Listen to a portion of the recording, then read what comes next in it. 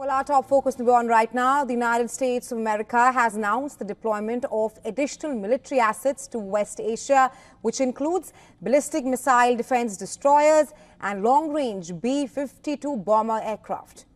It comes as a warning to Iran as it trades tit-for-tat strikes with Israel. Pentagon spokesperson Major General Pat Ryder said that the U.S. will take every measure to defend American personnel or interest in the region should they be targeted by Iran or its proxies. The new forces will begin to arrive soon. The announcement comes as the fear of an Iranian retaliation looms over Israel for its October 26 precision strikes on Iran. Now, besides U.S., Israel has also warned Iran against any retaliation. Force will be able to reach anywhere in Iran, and that's what Israeli Prime Minister Benjamin Netanyahu has clearly said. And this as Israel continues to pound Gaza. Gaza's government media office reported that 84 Palestinians, including more than 50 children, were killed in 2 Israeli attacks on residential buildings in northern Gaza. The Hamas militants continue to be on target. On Friday itself, the IDF announced the killing of Is al-Din Qassab, who is one of the last remaining members of Hamas's Politburo still in Gaza. The IDF later released a video which it said showed the airstrikes in Khan Yunis that killed Qassab. Meanwhile, in Lebanon, the health ministry said 52 people have been killed in Israeli strikes on Baalbek Ermel region, which lies in the country's east. The IDF had not issued evacuation orders before the attacks, and that's according to Lebanon's health ministry. On the other hand, Israel's military said that it intercepted 7 drones launched from several fronts by the militant groups towards Israel. Israel's air defenses shot down all the drones, and that's according to the IDF. Meanwhile, on the diplomatic front, U.S. envoys have been working to secure ceasefires both in Gaza and in Lebanon. That is ahead of the U.S. presidential polls on November 5th. Meanwhile, Israel's cabinet on Friday approved a 2025 national budget, which is a wartime financial package that far-right finance minister Bezalel Smotrich said supported the country's ongoing wars and also encouraged economic growth. The budget, totaling about $162 billion, includes a $2 billion package to support the reserve soldiers.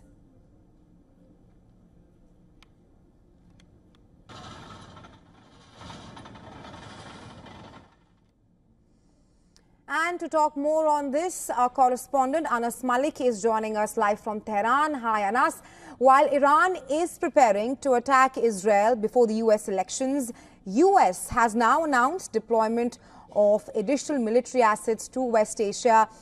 First up, how is Iran viewing this latest deployment of military assets by the U.S. in West Asia?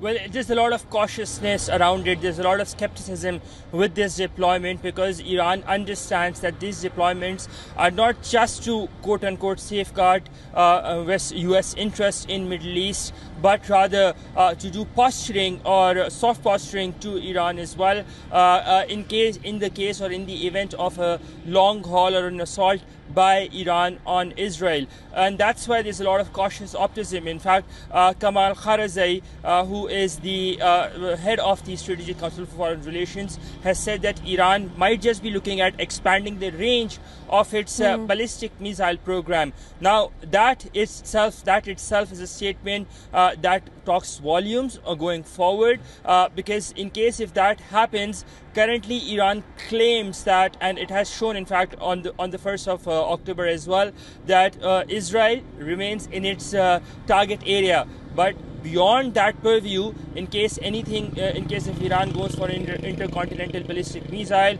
or an even longer range, then that would mean alarm bells, because here in Tehran, Israel is seen as an ally to the U.S. or as an extension to the U.S. Therefore, these deployments have been seen with a lot of cautiousness. Rahisha? Right, Anas, I was just coming to that according to latest reports indicate that Iran could increase the range of its missiles and change its military doctrine. You touched upon that. Talk to us more about how Iran's foreign minister is engaging with regional counterparts to address escalating tensions as Iran also prepares its reprisal on Israel and the ceasefire proposals both for Gaza and Lebanon. Talk to us more on that. Well, last question first. I think in case if the Lebanon ceasefire material, be seeing that the hopes or that the talks of an Iran counterstrike on Israel will diminish. That is a given because politically speaking, Lebanon is far more important to Iran than compared to that in the situation in Palestine. Not that Palestine is not important for people here in Tehran or Tehran's strategic interests. That being said, the first part, yes, Abbas Araghchi is expected. In fact, it is now confirmed that he will be embarking on a multi-country visit. What countries? We still do not know about that, but sources in the foreign ministry have confirmed to WION that he will be embarking as early as Monday evening here in Tehran, from Tehran, to take regional countries and neighborhood countries in the loop into confidence on Iran's proportionate response to Israel, to what Iran says was an act of aggression that took place on the 26th of October. Rahisha? Right, and I was taking that point forward on October 26th when Israel launched precision strikes on Iran. Tehran suffered damage both in its offensive and defensive capabilities. Now that you're joining us live from Tehran, what are you hearing on the nature of Iran's attack on Israel, with the IRGC chief pledging unimaginable definitive response to Israel?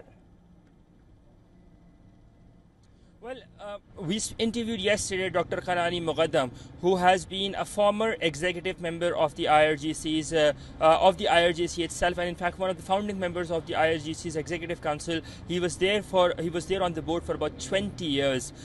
Going by his word, and since he's been in intelligence hand, the thought here in Tehran, at least within intelligence circles, is that right now, between now and the 5th of November, is the opportune time, quote unquote, because there'd be a lot of supplementing, or there'd be a lot of diverted focus or diverged focus within the US, particularly because of its elections. So that's why what the thought in intelligence circles here in Tehran is. That being said, in case of an attack by Tehran on Tel Aviv, then most of it would be targeted at infrastructure and strategic assets, rather than what Tehran says or believes that it would not be on people in Tehran say and believe that it would not be on collateral damage or on civilians.